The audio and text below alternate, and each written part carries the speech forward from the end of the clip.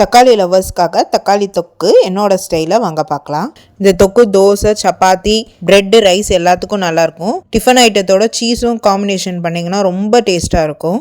ஒரு கடாயில் 2 table spoon கடலெண்ணெய் காஞ்ச உடனே 1/2 டீஸ்பூன் கடுகு, 1/2 டீஸ்பூன் பெருஞ்சீரகம் போட்டு பொரிய விடுங்க. 2 மீடியம் சைஸ் வெங்காயத்தை சாப் பண்ணி ஆட் பண்ணிக்கோங்க. லைட்டாக கலர் மாறின உடனே 4 பச்சை மிளகால விதை வராத நடுவில் ஸ்லிட் பண்ணி ஆட் பண்ணிக்கோங்க. கூடவே 7 பூண்டை நல்லா க்ரஷ் பண்ணி ஆட் பண்ணிக்கோங்க. ஃப்ளேவர் நல்லா கொடுக்கும்.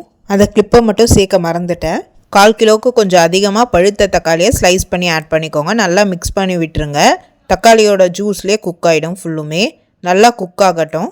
ஸ்லோ ஃப்ளேமில் குக் பண்ணுங்கள். தக்காளியோட தண்ணியெல்லாம் நல்லா இழுத்த பிறகு தக்காளி தொக்குக்கு தேவையான உப்பு, 1/4 டீஸ்பூன் மஞ்சள் பொடி, 3/4 டீஸ்பூன் காஷ்மீரி சில்லி பவுடர் போட்டு நல்லா மிக்ஸ் பண்ணுங்கள். டேஸ்ட் பேலன்ஸாக இருக்கான்னு செக் பண்ணுங்கள்.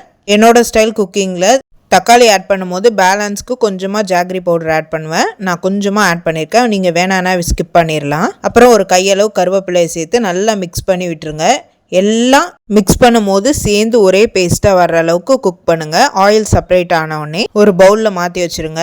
நல்ல தோசையில் இதை ஸ்ப்ரெட் பண்ணிவிட்டு சீஸை மேலே வச்சு க்ளோஸ் பண்ணிங்கன்னா டேஸ்டியான சீஸ் தோசை ரெடி. சாண்ட்விட்சும் இந்த மாதிரி மேக் பண்ணிக்கலாம். சப்பாத்தி ரோலும் இந்த மாதிரி மேக் பண்ணிக்கலாம். டேஸ்ட்டு ரொம்ப சூப்பராக இருக்கும். செஞ்சு பார்த்து எப்படி இருக்குன்னு சொல்லுங்கள். Happy cooking, healthy living. இந்த மாதிரி டேஸ்டி ரெசிபிக்கு சக்தி ரெசிபியை சப்ஸ்கிரைப் பண்ணிக்கோங்க.